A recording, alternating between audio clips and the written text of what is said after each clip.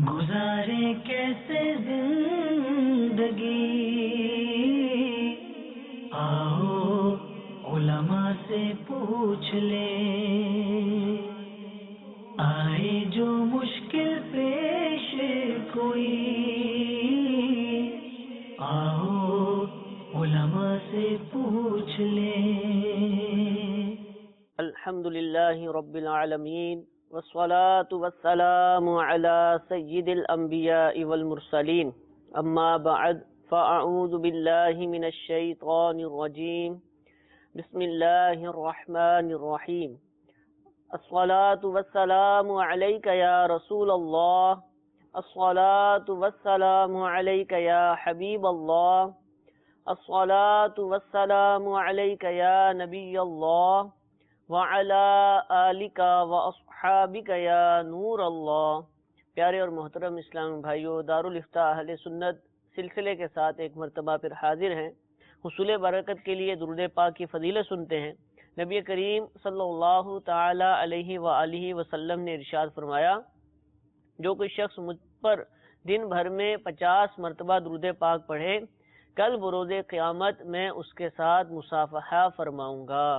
صلو علی الحبیب صلی اللہ تعالی علی محمد صلی اللہ علیہ وسلم۔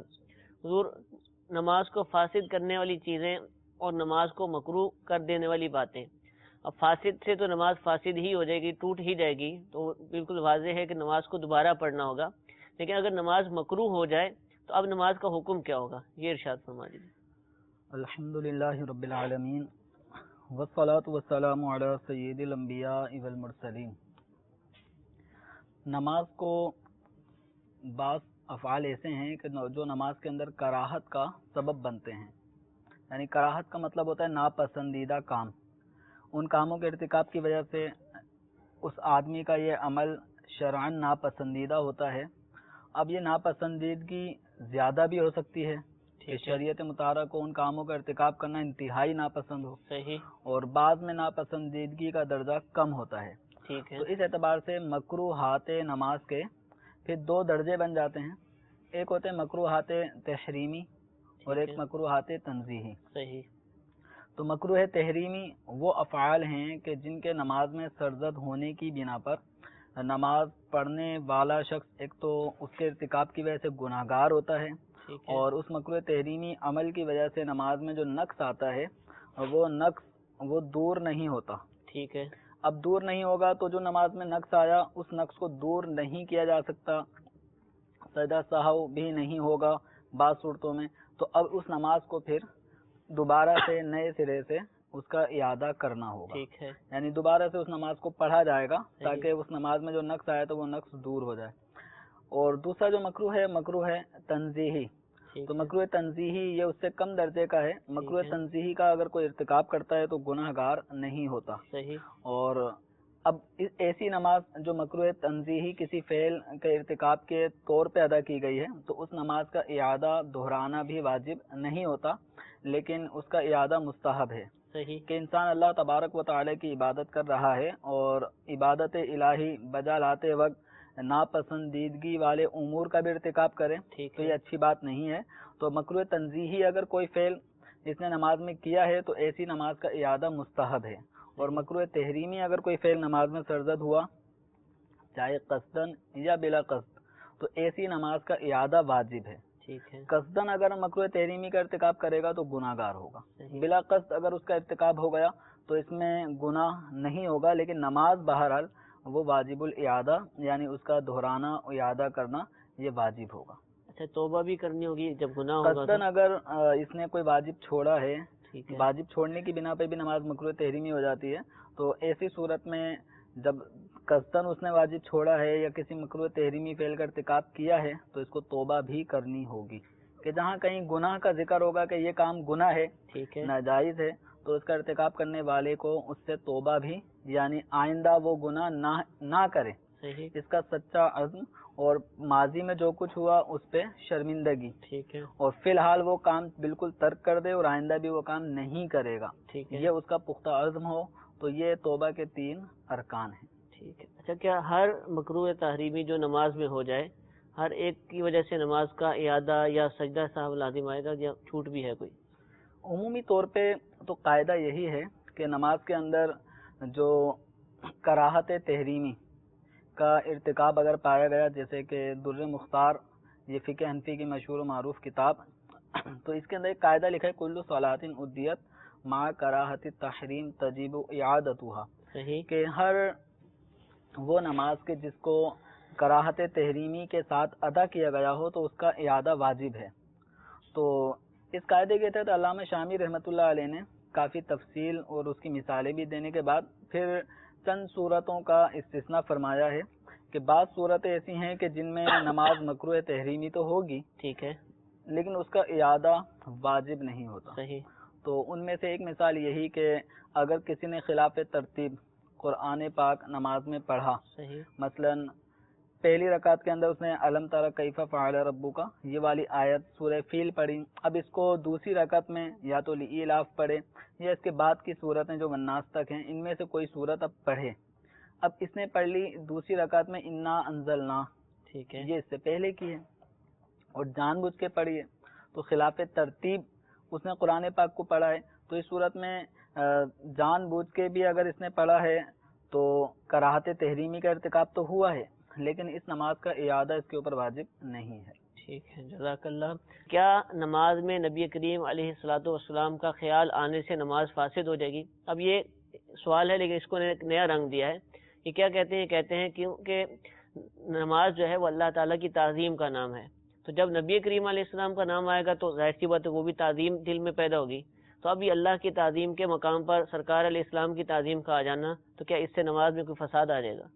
دیکھیں یہ ایک شیطانی وسوسہ ہے، عبادت اللہ تبارک و تعالی ہی کے لیے ہوتی ہے، بے شک، بے شک، ان صلاتی و نسکی و محیایا و مماتی للہ رب العالمین، تو نماز بھی اللہ کے لیے ہے، روزے، قربانی، سب عبادتیں اللہ ہی کے لیے ہوتی ہیں۔ ٹھیک ہے، اب ان عبادتوں کے اندر نبی کریم صلی اللہ تعالی علیہ وسلم کی تعظیم والا اگر کوئی پہلو پایا جاتا ہے تو اب یہ ذہن میں سوال اگر اٹھا ہے کہ یہ تعظیم اگر حضور کی ہوگی تو نماز ٹوٹ جائے گی، جی جی، تو یہ بالکل شیطانی وسوسہ ہے، سیدھا سیدھا یہ شیطانی وسوسہ ہے، شیطانی وسوسہ ہے، بالکل۔ دیکھیں نماز نبی کریم صلی اللہ تعالی علیہ وآلہ وسلم کے صحابی نماز پڑھ رہے تھے اور یہ آیت کریمہ مشہور ہے، یا ایھا الذین آمنوا استجیبوا للہ وللرسول اذا دعاکم، کہ اے ایمان والو جب اللہ اور اس کے رسول تمہیں طلب کریں، بلائیں تو ان کی پکار پہ حاضر ہو جاؤ، جواب دو۔ تو ایک صحابی نماز پڑھ رہے ہیں اور نماز پڑھتے ہوئے انہیں نبی کریم صلی اللہ تعالی علیہ وآلہ وسلم طلب فرما رہے ہیں، یہ آیت کریمہ نازل ہو گئی، اس میں اللہ و رسول کی پکار پر حاضر ہونے کا حکم دیا گیا۔ ٹھیک ہے، اب خاص نماز کے بارے میں کوئی اس طرح کی یہ آیت نماز ہی کے بارے میں نازل ہو ایسا نہیں ہے۔ اب وہ صحابی نماز پڑھ رہے ہیں اور نماز کے دوران انہیں سرکار صلی اللہ تعالی علیہ وسلم طلب فرما رہے ہیں، ان کے کانوں میں آواز پڑ جاتی ہے کہ حضور صلی اللہ تعالی علیہ وسلم انہیں یاد کر رہے ہیں۔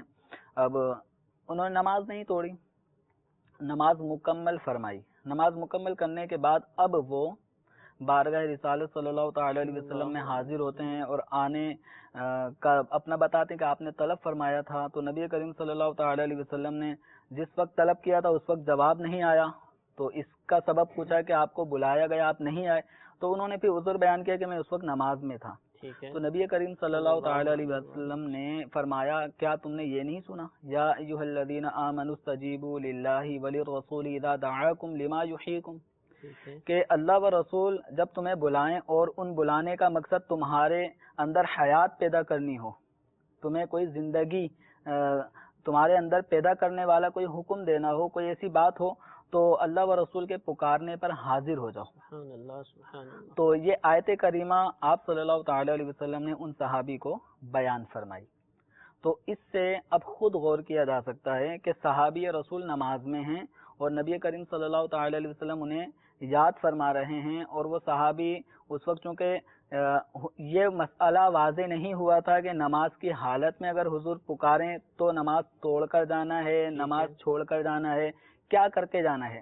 تو چونکہ مسئلہ واضح نہیں تھا اس لیے وہ نماز کنٹینیو انہوں نے جاری رکھی. لیکن بعد میں یہ مسئلہ جب حضور صلی اللہ تعالی علیہ وسلم نے ارشاد فرما دیا کہ تمہیں یہ آیت نہیں معلوم، تو اس آیت کریمہ کو آپ صلی اللہ تعالی علیہ وسلم نے تلاوت فرمایا، سنایا، اور اس سے پھر علماء نے، شارحین، مفسرین نے پھر یہ مسئلہ مستخرج کیا، استدلال کیا کہ نماز کی حالت میں اگر نبی کریم صلی اللہ تعالی علیہ وآلہ وسلم کسی نمازی کو طلب فرمائیں تو اس پر لازم ہے کہ وہ نماز جس مقام تک پہنچا ہے وہیں چھوڑ کر بارگاہ رسالت صلی اللہ تعالی علیہ وسلم میں حاضر ہو جائے، اور اب حضور سے جو اس کا ہم کلام ہونا ہوگا، سلام کرے گا، جواب ملے گا، اور دیگر کچھ کام ارشاد فرمائے جائیں گے تو وہ کام کرے گا. حتیٰ کہ یہاں تک مثال دی گئی کہ اگر بازار جانے کا کہا جائے اور وہ بازار جائے، کچھ خرید کر لائے اور پھر بارگاہ رسالت میں حاضر ہو جائے، اور پھر کام سے فارغ ہونے کے بعد اب دوبارہ نماز کی طرف متوجہ ہو، تو جس مقام سے اس نے نماز کو چھوڑا تھا وہیں سے اس کی بنا، یعنی اس کو کنٹینیو کر کے وہ نماز کا اختتام کر سکتا ہے، نماز نہیں ٹوٹے گی. تو نماز اللہ کے لیے پڑھ رہا ہے، ٹھیک ہے، لیکن جب نبی کریم صلی اللہ تعالی علیہ وسلم کسی امتی کو طلب کر لیں نماز کی حالت میں تو اس کو اسی حالت میں نماز چھوڑ کر جانا ہے. یہ نماز چھوڑ کر جانے کا حکم کیا تعظیم مصطفیٰ دل میں نہیں ہوگی؟ یقیناً تعظیم مصطفیٰ ہوگی تبھی تو وہ نماز چھوڑ کر جائے گا اور حکم رسول کی تعمیل کرے گا. تو ایک تو اس سے معلوم ہوتا ہے کہ نماز میں اگر نبی کریم صلی اللہ تعالی علیہ وسلم کی کوئی تعظیم، اور تعظیم ہی کے ساتھ ہی آئے گا، کیونکہ حضور کا تصور کبھی بھی توہین کے ساتھ کسی مسلمان کے دل میں نہیں آ سکتا. تو جب کبھی تصور آئے گا ایک مسلمان تعظیم سراپا با ادب ہو جاتا ہے. تو اس طرح اگر حضور کا خیال نماز میں آ جائے تو تعظیم ہی کے ساتھ آئے گا، اور تعظیم کے بغیر حضور کے تصور کا آنا کسی مسلمان کے دل میں یہ نہیں ہوتا. ٹھیک ہے، تو صحابی رسول کے اس مسئلے سے واضح ہوا. اور دوسرا، حضرت سیدنا ابو بکر صدیق رضی اللہ تعالی عنہ آپ نماز پڑھا رہے تھے، ٹھیک ہے، بعض دن امامت فرما رہے تھے. بعض دن سرکار صلی اللہ تعالی علیہ وسلم نے اپنی بیماری کے سبب، جو وصال شریف سے قبل جو آپ صلی اللہ تعالی علیہ وسلم مرض وصال میں تھے، تو چند دن آپ نے صدیق اکبر رضی اللہ تعالی عنہ کو حکم دیا کہ وہ امامت کریں.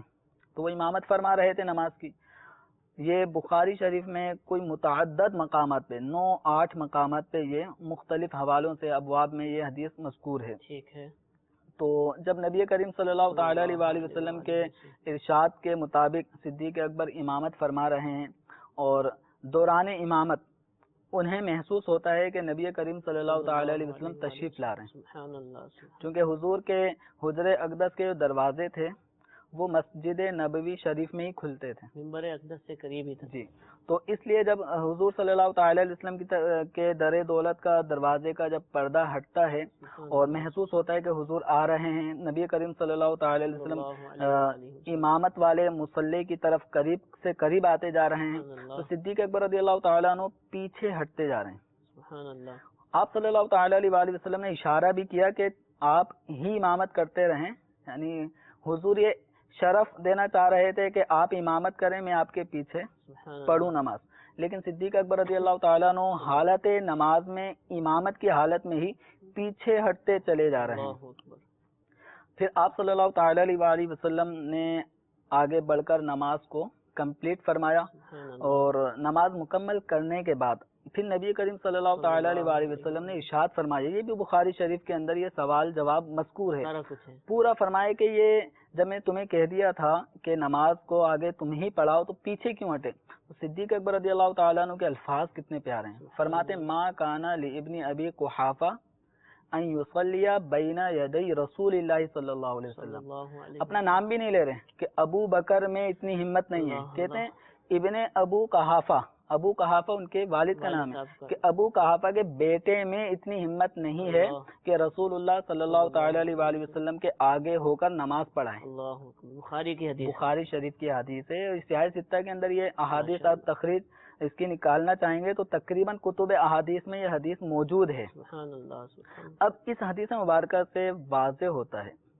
کہ صدیق اکبر رضی اللہ تعالی عنہ نماز پڑھا رہے ہیں، اور نماز یقیناً صحابی کی نماز، ہم جتنے بھی ہیں ان سب کی نمازوں کا اگر کیفیت کا بے شک اندازہ لگائیں تو یقیناً وہ توجہ جو ہماری نمازوں میں ہے وہ صدیق اکبر رضی اللہ تعالیٰ عنہ کی اکیلے کی نماز کا شاید کروڑواں حصہ ہو. بے شک ہم بے شک. توجہ نہیں دیتے، تو اسی لیے تو سرکار نے ان کو اپنا نائب اپنا نائب فرمایا. مقرر کیا یہ ہے. بہت بڑی سعادت جی ہے، جی. ان کی تو شان نبی ہے. کریم صلی اللہ تعالی علیہ وسلم کے چہیتے صحابی نماز، کیا ان کو یہ خیال نہیں آیا کہ میں اللہ کے حضور حاضر ہوں، نماز پڑھ رہا ہوں، پڑھا رہا ہوں، تو اب میں اللہ کی تعظیم میں بس مجھے نہیں پتا اب کون آ رہا ہے کون نہیں آ رہا. لیکن صدیق اکبر رضی اللہ تعالیٰ عنہ عین نماز کی حالت میں تعظیم رسول بھی بجا لا رہے ہیں اور امامت کی جگہ سے ہٹ جاتے ہیں. تو نماز کی حالت میں تعظیم ایک تصور کرنا، سوال کیا تھا آپ کا؟ تصور کہ حضور کا خیال آ تصور گیا. لانا، خیال آنا، تو یہ تعظیم پر ہوگا تو اب کیا حکم ہے؟ تو فاسد ہوگی یا نہ فاسد نہیں ہوگی؟ یہ فساد کا حکم تو اس کی تو کوئی حیثیت ہی نہیں ہے. بے شک. تو نبی کریم صلی اللہ تعالی علیہ وآلہ وسلم کا ادب عین نماز کی حالت میں صدیق اکبر رضی اللہ تعالیٰ عنہ کر رہے ہیں تو ان کی نماز نہیں ٹوٹی. تو آپ صلی اللہ تعالی علیہ وآلہ وسلم نے یہ نہیں فرمایا کہ صدیق نماز تو اللہ کے لیے ہوتی ہے، تم نماز میں اللہ کی تعظیم کرو، میری تعظیم کیوں کر رہے ہو؟ تو یہ حکم ارشاد نہیں فرمایا، بلکہ صدیق اکبر رضی اللہ تعالیٰ عنہ سے سوال ہوا اور انہوں نے کتنا عشق بھرا جواب دیا کہ ابو قحافہ کے بیٹے میں اتنی ہمت نہیں ہے کہ رسول اللہ صلی اللہ علیہ وسلم کے آگے ہو کر نماز پڑھا سکے. تو یقین ان کا پیچھا ہٹنا یہ تعظیم رسول پر مشتمل تھا. تو اس سے واضح ہوتا ہے کہ تعظیم رسول اگر کوئی نماز میں کرے تو نماز میں قطعاً فساد لازم نہیں آتا. جن حضرات کو یہ وسوسے ہیں تو انہیں اپنے وسوسے کا علاج کرنا چاہیے. اور وہ جو حدیث پاک ہے کہ نماز پڑھو ایسے جیسے تم مجھے نماز پڑھتا ہوا دیکھتے ہو، وہ تصور تو آئے گا نا کہ نبی کریم علیہ السلام کیسے نماز پڑھتے تھے. صلو کما رأیتمونی اصلی، اس طرح نماز پڑھا کرو جس طرح تم مجھے نماز پڑھتے ہوئے دیکھا تم نے. تو یقیناً رکوع کرتے وقت انسان وہی تصور لائے گا کہ حضور نے کیسے رکوع کیا. تو حضور کا طریقہ جب تصور آئے گا تو توہین تو مسلمان کے ذہن میں آ ہی نہیں سکتی، اور اگر آئی کسی کے تو پھر وہ مسلمان رہے گا کہاں. ٹھیک ہے. اور وہ جو قبلہ بدلنے والی جو روایت ہے اس میں بھی صحابہ سرکار کو دیکھ ہی رہے نا، جس طرف تبدیل ہو رہا ہے اسی طرف. بلکہ اگر اس موضوع پہ احادیث جمع کی جائیں نا تو عین نماز کی حالت میں بھی بعض صحابہ کرام علیہ رضوان کا حضور اکرم صلی اللہ تعالی علیہ وسلم کے چہرے کو دیکھنا ثابت ہے. وہ کیا؟ صحابہ کرام علیہ رضوان نماز پڑھ رہے ہیں، اب حضور اکرم صلی اللہ تعالی علیہ وسلم نے ظہر کی نماز بھی پڑھائی ہے، عصر کی بھی نماز پڑھائی ہے، مغرب عشاء فجر امامت فرماتے تھے. تو ظہر و عصر میں بلند آواز سے قرات نہیں ہوتی تھی. اب صحابہ کرام علیہ رضوان کو یہ کیسے معلوم ہوا کہ حضور ظہر و عصر میں قرات کرتے ہیں یا نہیں کرتے؟ تو یہ کیسے معلوم ہوگا؟ جیسے عام طور پہ ہم امام صاحب کی آواز ہمیں نہیں آتی کہ وہ سورہ فاتحہ انہوں نے پڑھی نہیں پڑھی، سورت پڑھی نہیں پڑھی، بلکہ عوام تو کہتی ہے خاموش والی نماز ہے کہ چپ والی نماز. چپ والی نہیں ہے، آہستہ پڑھی جانے والی نماز ہے، پھر اس میں کیا جاتا ہے. تو صحابہ کرام علیہ رضوان نے یہاں تک ہمیں احادیث کے ذریعے پیغام دے دیا کہ رسول اکرم صلی اللہ تعالی علیہ وآلہ وسلم ظہر و عصر میں بھی قرات کیا کرتے تھے آہستہ. پتہ کیسے چلا؟ سرکار کی لحیہ داڑھی شریف ہلتی تھی. اب نمازی نماز پڑھے، سجدے کی جگہ دیکھے اور حضور اکرم صلی اللہ تعالی علیہ وآلہ وسلم امامت فرما رہے ہیں تو حضور کے پیچھے نماز بھی پڑھ رہے ہیں اور حضور کی داڑھی کو ہلتا ہوا بھی دیکھ رہے ہیں. تو یقیناً صحابہ کرام علیہ رضوان نے جو ہمیں احادیث پہنچائی ہیں اس کا خلاصہ یہی ہے کہ نماز کے دوران اگر ان کے نظر حضور تک پڑتی تھی تو یہ بات بھی ان پہ واضح ہوتی تھی کہ حضور اکرم صلی اللہ تعالی علیہ وآلہ وسلم ظہر و عصر میں قرات فرما رہے ہیں داڑھی شریف کے ہلنے کے باعث. وہ احساس ہو رہا ہے، ان کو معلوم ہو رہا ہے. اور آپ نے کتنا پیارا جملہ ارشاد فرمایا کہ نماز چھوڑ کر چلا جائے.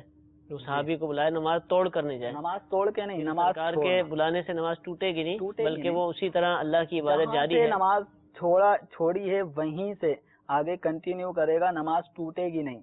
جبکہ نبی کریم صلی اللہ تعالی علیہ وآلہ وسلم کے علاوہ کوئی بھی ماں باپ بھی اگر کسی کو بلائیں، اب اگر کوئی چھوڑ کے چلے جاتا ہے اولاً تو وہ توڑ کے جائے گا، چھوڑ کے نہیں جائے گا، وہ توڑ کے جائے گا. تو بات چیت کرنے سے نماز بھی ٹوٹ جاتی ہے. ٹھیک ہے. تو ماں نے کہا بیٹا ادھر آؤ، آ رہا ہوں، تو یہ آ رہا ہوں کہتے ہی نماز ٹوٹ گئی. ٹھیک ہے. تو یہ صرف اور صرف اللہ کے رسول صلی اللہ تعالی علیہ وآلہ وسلم کا مقام و مرتبہ ہے کہ یہ نمازی کو نماز کی حالت میں بھی کچھ ارشاد فرمائے تو اس نمازی کی نماز نہیں ٹوٹے گی، بلکہ یوں تو سمجھیں کہ ہر ایک عاشق رسول کی یہ تمنا ہوگی کاش کہ اس حکم شرعی پہ عمل کرنے کا مجھے موقع مل جائے. کبھی میں نماز پڑھ رہا ہوں اور رسول اکرم صلی اللہ تعالی علیہ وسلم کی طرف سے پیاری پیاری ندا آئے اور اپنے غلام کو طلب فرمائے، تو یہ تو ہر ایک عاشق رسول کی تمنا ہے. اور جو اتحیات کے کلمات ہیں اس میں تو سلام بھی بھیجے گا، تو کیا تصور نہیں آئے اگر گا؟ غور کریں تو یہ میں نے کہا نا جواب کے شروع میں کہ یہ ٹوٹلی طور پہ شیطانی وسوسہ ہے. آپ اتحیات پڑھ رہے ہیں تو اتحیات پڑھتے ہوئے التحیات للہ والصلوات والطیبات، زبانی عبادتیں، مالی عبادتیں، جسمانی عبادتیں، یہ سب اللہ تعالی کے لیے ہیں. ٹھیک ہے. اس کے بعد اگلا جملہ کیا ہوتا ہے؟ السلام علیکہ ایھا النبی ورحمۃ اللہ وبرکاتہ. تو اس دوران نبی کریم صلی اللہ تعالی علیہ وآلہ وسلم پر سلام پیش کیا جا رہا ہے کہ سلام ہو آپ پر اے نبی، اللہ کی رحمتیں ہوں آپ پر اور اس کی طرف سے برکتیں آپ کے اوپر نازل ہو.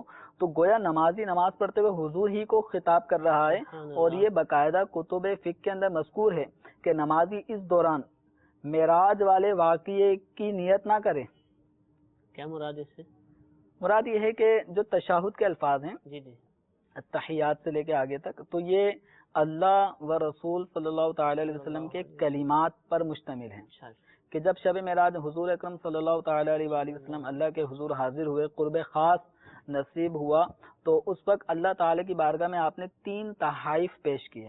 التحیات للہ، ٹھیک ہے، کہ یعنی زبانی عبادتیں اللہ کے لیے التحیات للہ والصلوات والطیبات، اس میں بدنی عبادتیں، جسمانی عبادتیں اور مالی عبادتیں سب اللہ کے لیے ہیں. تو تینوں اعتبار سے عبادت کہ انسان اپنا مال خرچ کر کے عبادت کرتا ہے، جسم بدن کے ذریعے عبادت کرتا ہے، اور اس طرح زبان کے ذریعے عبادت کرتا ہے. تینوں طرح کی عبادتیں اللہ کے لیے. تو اللہ تعالیٰ کی اللہ کی بارگاہ میں عرض کیا، اللہ کی بارگاہ میں حضور نے ان کلمات کو ادا کیا.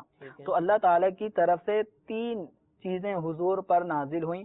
السلام علیکہ، سلام ہو تم پر، ایھا النبی، اے نبی، ورحمۃ اللہ، اللہ کی رحمت نازل ہو، وبرکاتہ، اور اس کی برکتیں نازل ہوں. تو یہ شب معراج اللہ تعالی کی طرف سے یہ کلام ارشاد فرمایا گیا. پھر نبی کریم صلی اللہ تعالی علیہ وآلہ وسلم نے اگلے جو جملے ہیں السلام علینا وعلی عباد اللہ الصالحین، کہ سلام ہو ہم پر اور اللہ تعالی کے نیک بندوں پر. تو یہ پھر حضور صلی اللہ تعالی علیہ وآلہ وسلم کے کلمات ہیں. تو علماء فرماتے ہیں السلام علیکہ ایھا النبی وغیرہ یہ تشہد کے کلمات ہیں، یہ پڑھتے ہوئے واقع معراج کو یاد نہ کریں. ٹھیک ہے، کہ اللہ تعالیٰ نے یہ کہا تھا تو حضور نے یہ کہا تھا، بلکہ اس دوران نمازی التحیات پڑھتے وقت ابھی قصد کرے کہ میری بھی زبانی، بدنی، مالی ساری عبادتیں اللہ کے لیے ہیں. اور السلام علیکہ ایھا النبی پڑھتے وقت یہ تصور جمائے. امام غزالی رحمۃ اللہ علیہ نے اور دیگر علماء نے اس بات کو لکھا ہے کہ نمازی تصور جمائے کہ اللہ تبارک و تعالی کی بارگاہ خاص میں اس کے حبیب موجود ہیں، اور نمازی نماز پڑھتے وقت جب اللہ تعالی کی بارگاہ میں اپنی عبادتوں کے نذرانے پیش کرے تو وہیں اس کا تصور جائے کہ اللہ تعالی کے حضور اس کے پیارے محبوب بھی حاضر ہیں. جیسے اس تصور کو جمائے تو حضور صلی اللہ تعالی علیہ وآلہ وسلم کی بارگاہ میں سلام عرض کرے، السلام علیکہ ایھا النبی ورحمۃ اللہ وبرکاتہ. تو یہ تصور اگر امام غزالی رحمۃ اللہ علیہ کی وہ تحریر پڑھیں تو اس میں الفاظ ہیں، بڑے پیارے الفاظ ہیں کہ حبیب کی بارگاہ میں حاضر ہے. یہ تصور جما کے یہ کلمات ادا کریں. تو یقیناً یہ کلمات عین نماز کی حالت میں جب بندہ پڑھے گا تو تعظیم کے بغیر نہیں ہو سکتے. جس کلمات کی ادائیگی یقیناً تعظیم بھری ہوگی، اور انشاءاللہ اس طرح تصور اگر جمے گا تو یہ تصور جمانے کی تو علماء نے ترغیب دلائی ہے، خاص کر التحیات کے مقام پر. تو اب یہ کہنا کہ نبی کا تصور آئے تو وہ تعظیم پر مشتمل ہوگا تو توہین پر تو کبھی مشتمل نہیں ہو سکتا، تعظیم ہی پر مشتمل ہوگا. اب یہ کہنا کہ وہ تعظیم ٹکرا جائیں گے، خیال آئے گا تو کیا خیال روکے گا؟ نبی کا خیال آئے گا. اب جو روکے گا وہ خود دیکھے، وہ تعظیم کے معاملے کو روکنا، ٹھیک ہے، یہ ایک مسلمان کا کام نہیں. ہمیں تو حکم ہے کہ حضور صلی اللہ تعالی علیہ وآلہ وسلم کی تعظیم و توقیر کریں. سبحان اللہ. تو اگر تصور آ رہا ہے تو یہ برا نہیں ہے, اللہ کی رحمت ہے. اللہ کی رحمت ہے کہ آپ کو نبی صلی اللہ تعالی علیہ وآلہ وسلم کا یہ تصور و تعظیم کا موقع مل رہا ہے, اور بالخصوص التحیات کے موقع پر تو اس تصور کو باندھنے کی امام غزالی رحمۃ اللہ علیہ نے اور اسی طرح علامہ آلوسی علیہ رحمہ ان حضرات نے باقاعدہ لکھا ہے کہ تصور جمانا چاہیے. سبحان اللہ. اللہ تعالی ہمیں بھی ایسی عشق بھری نبی کریم علیہ السلام کی تعظیم پر مبنی نماز پڑھنے کی توفیق عطا فرمائے, نماز میں خشوع اور خضوع عطا فرمائے, نماز کے جو کلمات ہیں ان کو سمجھنے کی توفیق عطا فرمائے, نماز کے جو اندر ضروری باتیں ہیں, مکروہ چیزیں ہیں, ان سے بچنے اور جو کرنے کے کام ہیں ان کو کرنے کی کما حقہ توفیق عطا فرمائے.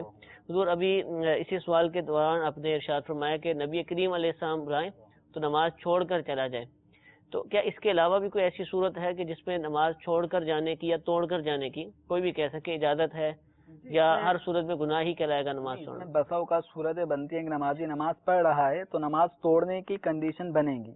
مثال کے طور پہ ایک نمازی نماز پڑھ رہا ہے, نماز پڑھتے پڑھتے اچانک ایک نابینا شخص بھی قریب سے گزر رہا ہے, قریب ہی کوئی کنواں ہے اور وہ اس میں گر جائے گا, اور جس انداز میں وہ چل رہا ہے کوئی اس میں روک ٹوک نہیں ہے, اور نمازی نماز پڑھ رہا ہے, وہ سیدھے سیدھے جا رہا ہے, اس کو لگتا ہے کہ یہ گر جائے گا, مر جائے گا, اندر گرے گا, تو ایسی صورت میں نمازی نماز توڑ سکتا ہے. اسی طرح کسی کی جان بچانے کے لیے کوئی مدد کے لیے پکارتا ہے اور یہ مدد کرنے پر قادر بھی ہے, تو ایسی صورت میں اس کو نماز توڑنی ہوگی. یہ نماز توڑ کر اس کی مدد کرے, اس کی جان بچائے اور اپنی پھر نماز کو دوبارہ سے ادا کرے گا.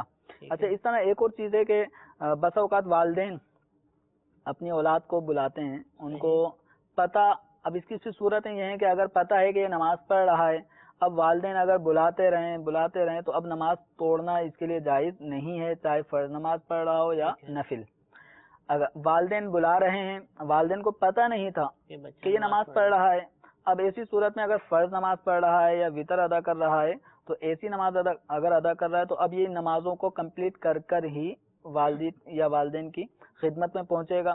البتہ اگر یہ نفل نماز پڑھ رہا ہے اور والد یا والدہ کو پتہ نہیں ہے کہ یہ نماز میں ہے اور وہ بلاتے ہیں, اور ان کا بلانا بھی سمجھ میں آ رہا ہے کہ ایمرجنسی ہے, اور مطلب کوئی ایسی بات ہے کہ جس میں تاخیر کرے گا تو والدین ناراض ہو جائیں گے, تو ایسی صورت میں وہ طلب کر رہے ہیں اور ان کو نماز میں ہونا بھی اس کا معلوم نہ ہو اور وہ نماز بھی نفل ہو, تو نفل نماز یوں توڑ کر وہ جا سکتا ہے. نماز توڑنے کا طریقہ یہ ہے کہ سیدھی طرف سلام پھیرے, السلام علیکم ورحمۃ اللہ, سیدھی طرف سلام پھیر کر پھر وہ نماز سے نکل گیا, ابھی اپنے والد والدہ کی خدمت میں حاضر ہو, کام سنے کرے, اس کے بعد میں اس نماز کا اعادہ واجب ہوگا, اس نماز کو نئے سرے سے پڑھنا ہوگا. ایک رکعت پڑھ لی تھی, اب دوسری رکعت شروع کرے, ایسا نہیں, یہاں نئے سرے سے ہی نماز کو شروع کرنا ہوگا. والد صاحب غصے والے ہیں, وہ برداشت نہیں کرتے, بلایا تو جانا ہی ہے, تو اب کیا, اب ایسی صورت میں ہر صورت میں چلا جائے, فرض نماز میں, نفل میں؟ نماز فرض اگر شروع کر چکا ہے تو فرض نماز چھوڑ کر نہیں جا سکتا. اب اس میں یہ ہے, ایسے آدمی کو تھوڑا یوں خیال رکھنا چاہیے, جیسے والد صاحب نے ابھی بلایا, ٹھیک ہے, پتہ ہے کہ 2 منٹ بعد پھر آواز آنے والی ہے, ٹھیک ہے, تو اس لیے, اور نماز میں وقت بھی اب بہت سارا ہے, صحیح, یہ 2 منٹ انتظار کر لیں, ٹھیک ہے, پھر والد صاحب, یعنی اگر معلوم ہوگا ابھی پھر آرڈر آنے والا ہے, طلب کیا جائے گا, تو ابھی نماز شروع نہ کریں کہ بلا وجہ اب یہ نماز پڑھ رہا ہوگا, ادھر سے چیخو پکار کی آوازیں آ رہی ہوں گی اور زوردار طریقے سے اس کو جو بھی نوازا جا رہا ہوگا القابات کے ساتھ کہ نہیں آ رہا, تو ایسی صورت میں اپنی نماز کو بھی خلل سے بچائے, کچھ بعد میں پڑھ لیں. اگر وقت ہی تھوڑا رہ گیا کہ اگر اس وقت میں ادا نہیں کرے گا تو نماز قضا ہو جائے گی, تو پہلے نماز. تو ایسا ہو سکتا ہے کہ جیسے وہ تکبیرات انتقال ان میں جہر کرتے, جس سے پتہ چل جائے کہ نماز پڑھ رہا ہے, کوئی ایسا اس طرح اگر ان کو پتہ چل جائے, ایسا کوئی کسی کو معلوم ہو جائے, جیسے رکوع سجود کی تکبیرات تھوڑی سی اونچی آواز میں کہہ دیں, اس غرض سے کہ اگلے شخص کو, والد صاحب کو, والدہ کو پتہ چل جائے کہ اس وقت میں نماز میں ہوں, جب پتہ چل جائے گا تو ان کا غصہ ٹھنڈا ہو جائے گا, ٹھیک ہے, تو پھر ایسی صورت میں اس کی اجازت ہے کہ وہ جہر کر لیں. ٹھیک ہے, جزاک اللہ. کچھ کالز ہمارے پاس موجود ہیں, ان کو شامل سلسلہ کرتے ہیں. یہ کال سنائیے. السلام علیکم ورحمۃ اللہ وبرکاتہ. وعلیکم السلام ورحمۃ اللہ وبرکاتہ. مفتی صاحب کی بارگاہ میں میرا سوال ہے کہ صبح فجر کی نماز کا آخری ٹائم تھا 6:55. اگر کسی نے 6:55 ہی پر وہ نیت باندھی ہو اور نیت باندھنے کے بعد ظاہر سی بات ہے ٹائم نکل چکا، تو اب کیا اس کی نماز ہو جائے گی یا اسے دوبارہ دہرانی پڑے گی؟ جی انشاءاللہ عرض کرتے ہیں. ایک اور کال سنائیے. سوال میرا یہ تھا کہ اگر ایک آدمی فوت ہو جاتا ہے تو اس کے اوپر جو یہ لوگ بال اس کے کاٹ دیتے ہیں یا داڑھی کے یا مونچھوں کے یا کہیں سے بال کاٹنا یا ناخن کاٹنا کیسا؟ جی انشاءاللہ عرض کرتے ہیں. ایک اور کال سنائیے. فرض نماز کے بعد جو نفل نماز ہوتی ہے وہ بیٹھ کر پڑھنا چاہیے یا کھڑے ہو کر پڑھنا چاہیے؟ جی انشاءاللہ یہ بھی ضروری سوال ہے. فجر کا آخری وقت ہے، آخری ہی وقت میں آخری لمحوں کے اندر اس نے نیت باندھی، اس کے بعد وقت ختم ہو گیا، تو کیا نماز ہو جائے گی اس کی؟ فجر کی نماز کا عام نمازوں کے مقابلے میں حکم جدا ہے. ٹھیک ہے.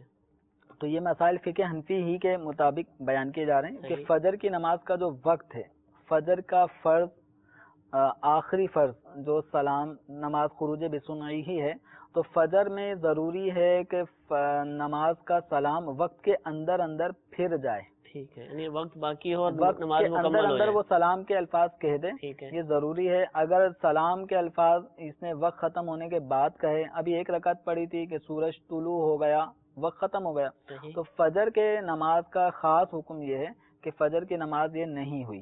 ٹھیک ہے. اس کو اب یہ نماز نئے سرے سے دوبارہ سے ادا کرنی ہے. جبکہ فجر کے علاوہ ظہر ہو گئی، عصر ہو گئی، مغرب یا عشاء ہو گئی تو یا وطر ہو گئی، تو ان نمازوں کے اندر حکم یہ ہے کہ تکبیر تحریمہ جو نماز کے شروع میں اللہ اکبر کہہ کے نماز شروع کرتے ہیں، تو تکبیر تحریمہ اگر اس نے وقت کے اندر کہہ لی تو نماز قضا نہیں مانی جائے گی، وہ ادا ہی میں شمار ہوگی. اگرچہ اس کی بقیہ رکعتیں، بقیہ جو ارکان ہیں وہ اگلی نماز کے وقت کے اندر ادا ہو رہے ہیں، تو یہ نماز قضا نہیں کہلائے گی، یہ ہو جائے گی. ٹھیک ہے. لیکن فجر کی نماز کے اندر اول تاخیر پوری نماز فجر کے وقت کے اندر ہی ختم ہونا ضروری ہے. اگر فجر کا وقت ختم ہو گیا دورانی نماز تو یہ نماز پھر نئے سرے سے پڑھنی ہوگی. جو دوسری نمازیں ہیں ان میں اگلے وقت میں بھی نماز جا سکتی ہے. اگلے وقت میں یہ ظہر کا مثال کے طور پہ 4:50 اگر وقت ہے اور اس نے 4:48 پہ نماز شروع کی، ابھی تو 2 رکعتیں پڑھ پایا تھا کہ عصر کا وقت شروع ہو گیا، تو بقیہ 2 رکعتیں عصر کے وقت میں ادا ہو رہی ہیں، تو یہ ظہر کی نماز ہو جائے گی اور یہ قضا نہیں کہلائے گی، ادا ہی کہلائے گی. لیکن اس سے بچنا چاہیے. یہ ہے کہ جان بوجھ کے اتنی تاخیر نہیں کرے کہ ایک نماز کو دوسری نماز کے اندر ادا کرنا پایا جائے. ٹھیک ہے. کوئی شخص فوت ہو گیا، لوگ اس کے بال کاٹتے ہیں، اس کے بعد دفعہ داڑھی بھی کاٹ دیتے ہیں بتا رہے ہیں، اور ناخن بھی کاٹتے ہیں، تو کیا ایسا کر سکتے ہیں؟ مردے کے بال یا ناخن یہ کاٹنا مکروہ ہے، حتیٰ کہ مردے کے بال بھی نہیں بنائیں گے، غسل کنگھی وغیرہ نہیں کریں گے، کنگھی بھی نہیں کریں گے کہ کنگا کرنے کی صورت میں اس کے بال ٹوٹنے کا اندیشہ ہے. صحیح. تو پھر دوسرا یہ کہ موت ہونے کی صورت میں اب اس کو کوئی زیب و زیبائش والی کوئی میک اپ کوئی اس طرح کا انداز یہ اختیار کرنا مردے کے ساتھ ویسے ہی منع ہے، تو اس کے کنگا بھی کرنا منع ہے، اور اس کے بالوں کو کاٹنا، ناخن کاٹنا یہ بھی مکروہ ہے، منع ہے، اور داڑھی کاٹنا یہ جائز نہیں ہے. یعنی جبکہ مٹھی سے وہ کم ہو جائے، تو اگر زیادہ ہے تو پھر بھی کاٹنا، یعنی مٹھی سے یعنی اتنی داڑھی کہ وہ کاٹنے کے بعد مٹھی بھی نہ رہے. ٹھیک ہے. تو ایک مٹھی داڑھی رکھنا یہ واجب تھا، تو اب دوسرے کی داڑھی ایک مٹھی سے کم کر دینا یہ بھی جائز نہیں ہے، جو ایسا کرے گا گناہ گار ہوگا. ٹھیک ہے. تو اگر ویسے بال اس کے کاٹتا ہے، سر کے بال کاٹتا ہے، تو یہ مکروہ ہے، ناجائز، یعنی اس عمل سے بچنا چاہیے. ٹھیک ہے. فرض کے بعد نفل نماز بیٹھ کر پڑھیں گے یا کھڑے ہو کے؟ کیونکہ بعض لوگ سمجھتے ہیں کہ بیٹھ ہی کر پڑھنی ہے، یا پھر اتنی سستی ہوتی ہے کہ بیٹھ ہی کر پڑھتے ہیں، تھک چکے ہوتے ہیں. لیکن بعض دفعہ محسوس ہوتا ہے کہ یہ شاید سمجھ لیا گیا ہے کہ اس کو پڑھنا ہی ایسے ہے. عشاء کی نماز میں ہوتا ہے. یہ زیادہ لوگوں کا ذہن ہے کہ عشاء کی نماز میں جو 2 رکعت پھر 2 نفل تو 3 وتر تو پھر 2 نفل، تو یہ دونوں مقامات پہ نفل ہیں وہ بیٹھ کر ہی ادا کیے جائیں گے. تو یاد رکھیں ایسا کسی بھی نماز کے نوافل میں تخصیص نہیں ہے کہ فلاں نماز کے نوافل بیٹھ کر ادا کیے جائیں گے، فلاں کے کھڑے ہو کے ادا کیے جائیں گے. یہ حکم عام ہے تمام نوافل کے لیے کہ نفل نماز اگر کھڑے ہو کے پڑھی جائے گی تو اس کا جو کامل ثواب ہوگا وہ پورا ملے گا انشاءاللہ، اور اگر اس کو بلا عذر بیٹھ کر ادا کیا جائے گا، کوئی تھکن نہیں ہے، کوئی عذر نہیں ہے جو قیام میں مانع ہو، تو اگر یہ بیٹھ کے پڑھتا ہے بلا عذر تو اس صورت میں نماز پڑھنے پر ثواب آدھا ملے گا، آدھا ثواب. لیکن یہ ذہن میں رکھیں کہ نبی کریم رؤوف الرحیم صلی اللہ تعالی علیہ وسلم سے بھی بیٹھ کر نماز پڑھنا نوافل یہ ثابت ہے، لیکن حضور صلی اللہ تعالی علیہ وسلم چاہیں بیٹھ کر پڑھیں یا کھڑے ہو کے پڑھیں، حضور اکرم صلی اللہ تعالی علیہ وسلم کے ثواب میں کوئی اس طرح کھڑے ہو کے پڑھنے پہ زیادہ اور بیٹھ کر پڑھنے پہ ثواب میں کمی ہو، ایسا نہیں ہے. آپ بیٹھ کر پڑھیں تب بھی آپ صلی اللہ تعالی علیہ وسلم کو پورا ہی ثواب ملتا ہے. ٹھیک ہے. ننگے سر سے متعلق سوال موصول ہوا کہ ننگے سر نماز ادا کرنے کا کیا حکم ہے؟ ننگے سر نماز پڑھنا اس کی مختلف توجیحات ہیں، مختلف صورتیں. ایک یہ ہے کہ کوتاہی، سستی، کاہلی کی بنا پر انسان ننگے سر نماز پڑھ رہا ہے تو اس حالت میں نماز پڑھنا مکروہ تنزیہی ہے. ٹھیک ہے، کراہت تنزیہی ہے اس عمل میں. اور اگر نماز ننگے سر اس لیے پڑھ رہا ہے کہ اس وقت گرمی ہونے کی صورت میں ٹوپی پہنتا ہے اور ٹوپی پہننے کی صورت میں بہت زیادہ الجھن ہو رہی ہے، الجھن ہونے کی وجہ سے نماز میں خیال بٹ رہا ہے، بار بار گرمی کا احساس ہو رہا ہے اور خیال بٹ رہا ہے، جبکہ ٹوپی اگر نہیں پہنے گا تو وہ جو نماز میں خشوع خضوع ہے وہ برقرار رہے گا اور خشوع خضوع والی کیفیت اس کو نصیب ہوگی، اور پھر ایک انکساری والا پہلو بھی اس کے ذہن میں زیادہ آ رہا ہے. تو اس صورت میں نماز پڑھنے میں ننگے سر کوئی کراہت نہیں ہوگی. ٹھیک ہے. اور اگر اس حیثیت سے کہ نماز کوئی ایسی چیز نہیں ہے کہ جس کے لیے کوئی ٹوپی اور امامے اور اس کا اہتمام کیا جائے، تو اس سوچ کو لے کے اگر کوئی نماز کی یوں ادائیگی کرے گا تو یہ تو فقہاء کرام نے اس پہ کفر کا حکم لکھا ہے کہ اس میں نماز کی توہین کا پہلو نکلتا ہے، تو یہ کفر کا حکم لگے گا. لیکن وہ جو پہلا آپ نے بتایا کہ عاجزی اور انکساری کی نیت، تو یہ تو پیدا کرنے کے لیے بہت عاجزی اور انکساری چاہیے ہوگی. مطلب یہ کہ انسان ویسے عام حالات میں سب کچھ کر رہا ہے، لیکن اس وقت اب وہ نیت کہہ رہا ہے کہ میری نیت یہ ہے، تو دل کو سمجھانا. اب وہ تو دیکھیں انما الاعمال بالنیات، ہم تو اس کو بتا سکتے ہیں. اب کوئی ہیلے بہانے بناتا ہے کہ نماز کے بعد میں تو بھائی اس لیے پڑھتا ہوں کہ مجھے انکساری ملتی ہے، ویسے کیا وہ پفیں صحیح کرتا رہتا ہے بال، اور نماز کے لیے وہ کہتا ہے میں اس لیے ٹوپی نہیں پہنتا کہ مجھے اس میں مزہ آتا ہے. اب اس کا اور اللہ کا معاملہ ہے، ہم تو اس کو دو راہیں بتا سکتے ہیں. ہاں اگر اس کی نیت یہ ہے کہ ٹوپی پہننے سے، امامہ پہننے سے، سر چھپانے سے وہ میرے بال خراب ہو جائیں گے، اگر یہ نیت ہے تو یہ مذموم نیت ہے. اللہ تعالیٰ کے حضور سر کو ڈھانپ کر نماز ادا کرنا یہ ادب کا طریقہ ہے. ٹھیک ہے. نماز کے دوران جو ہے وہ قیام جب کرتے ہیں، اس کے بعد جب رکوع میں جانے کا معاملہ ہوتا ہے یا سجدے، رکوع سے اٹھنے کے بعد سجدے میں جانے کا معاملہ ہوتا ہے، تو قمیص کو دونوں ہاتھوں سے سیٹ کیا جاتا ہے، قمیض ہلائی جاتی ہے، تو ایسا کرنا کیسا؟ دیکھیں بسا اوقات تو ضرورت پڑتی ہے ٹھیک ہے قمیض صحیح کرنے کی. رکوع سے اٹھ کے قومے کی کیفیت میں یا ایک رکعت سے اٹھ کے دوسری رکعت میں کھڑے ہونے کے وقت ضرورت پڑتی ہے کہ قمیض درست کی جائے. صحیح. تو جہاں ضرورت پڑے تو وہاں قمیض کو درست کیا جا سکتا ہے، لیکن ایک ہاتھ سے. اچھا. الٹے ہاتھ سے اس کو یہ درست کرنا نہیں ہوتا، یہ عادت ہے. دامن کو نا بالکل وہ اگر یہ عادت پڑی ہوئی ہے کہ جب بھی وہ سجدے میں جاتا ہے تو دونوں دامن، بعض دفعہ استری خراب ہونے سے بچانے کے لیے پچھلے دامن کو جو ہے وہ ٹانگوں کے اوپر کر لیا جاتا ہے تاکہ وہ ٹانگوں میں دبے نہیں اور اس کا کلف خراب نہ ہو. بھی بن جاتی ہے ہر نماز میں کر رہے ہوتے ہیں. اگر یہ دونوں ہاتھ سے اس طرح کرتا ہے، رکوع سجود میں جاتے آتے دونوں ہاتھوں سے وہ دامن درست کرتا ہے، تو یہ مکروہ تحریمی عمل ہے. اچھا. سجدہ صاحب ہوگا اس پر، جان بوجھ کر کیا، جان بوجھ کے کر رہا ہے، مکروہ تحریمی عمل ہے. اس صورت میں اس نماز کا اعادہ کرنا واجب ہوگا. کیونکہ میری عادت ہے، میں تو بھولا ہوا ہوں، مجھے تو احساس بھی نہیں ہوتا. یہ بھولا ہوا کہلائے گا؟ نہیں، یہ اگر کوئی گناہ کر رہا ہے اور بھول عادت بنا لی تو اس کو تو زیادہ توجہ دینی ہے کہ میں بھول کر وہ کام کر رہا ہوں.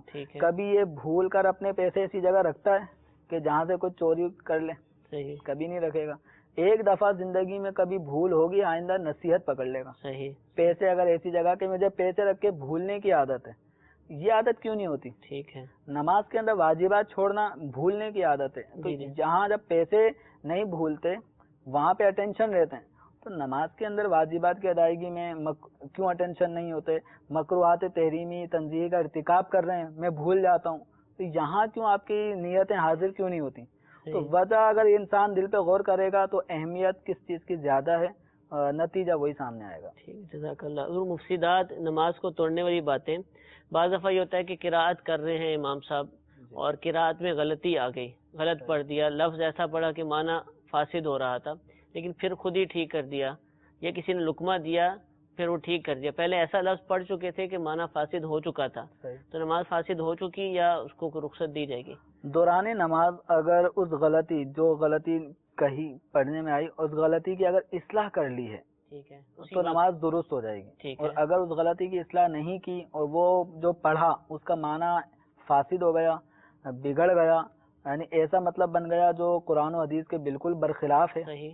تو بسوں کا جیسے مضمون بن جاتے ہیں غلط پڑھنے کی صورت میں. تو اگر اس کی اصلاح نہیں کی, درست نہیں پڑھا, تو پھر نماز ٹوٹ جائے گی. تو اور یہ اگر اصلاح اسی وقت کرنی ہے یا تھوڑا آگے بھی چلا گیا پھر یاد آیا کہ آگے جا کے بھی اگر کوئی لقمہ دیتا ہے تو یہ یا- پیچھے آئے اور اس کو درست کرتا ہوا اگر جاتا ہے تو نماز درست ہو جائے گی. میٹھے میٹھے اسلام بھائیو, ہمارے سلسلے کا وقت ختم ہوا.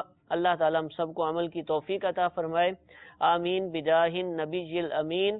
صلو علی الحبیب صلی اللہ تعالی علی محمد صلی اللہ علیہ وسلم. گزارے کیسے زندگی, آؤ علماء سے پوچھ لیں, آئے جو مشکل پہ